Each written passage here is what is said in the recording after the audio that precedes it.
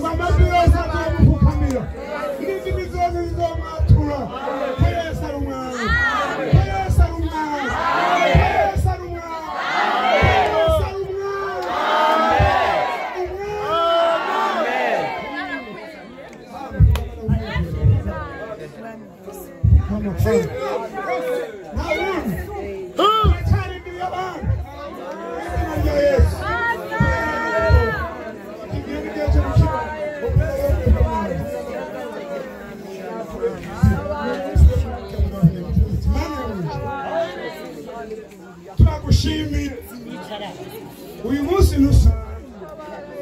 uduhaye ubugingo uduhaye agakiza turagufukamiye n'ikimenyetso cyo guca bugufi turatuye kuri umwami umukiza w'ubugingo bwacu andika amazina yacu mu gitabo cy'ubugingo aho uzosomera abawe tujya twumva amazina yacu turakwemeye amakungu akoranye ntitwatinye ntitwabinyegeje nawe uratwemera uraduha ubugingo budashira kandi uradukomeza ntitubivemwo urakoze Mana turakiriye Yesu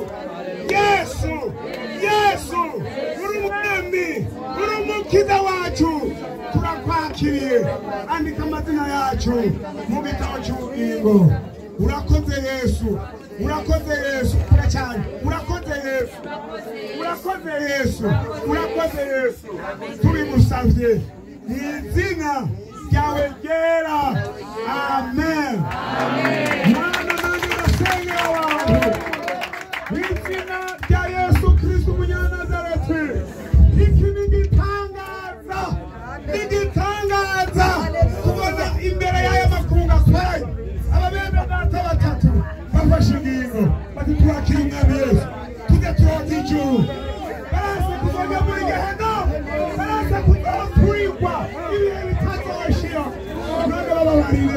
bemere nyange bemere muhagiza amaraso ya Yesu bandika amazina mu gitabo cy'ubugingo kandi izina n'amagakiza n'izina Yesu gusa nicyo gituma tubasengeye muno munsi ijana ryawe karibwe bemegwe mu gitabo cy'ubugingo urakoze n'ibyo tubasabiye ucubahamwe muyera aheza bamubaze tubisabye gutyo mana n'izina rya Yesu Kristo umwagazi w'inama w'Imana tuvuge tuti amen Yesu ashimwe amen nuwakerere kuko abo yicishije mu nyuma nawe nyine turacyambura imbere ibyo kwa Yesu tumugere hanyuma rero igisigaye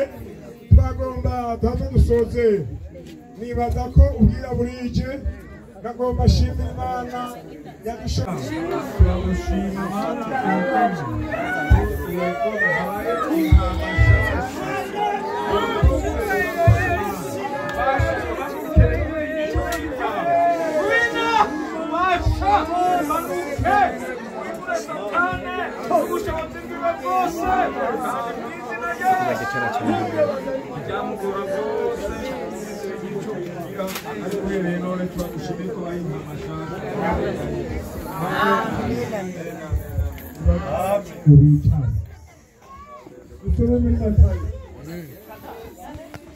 Matayo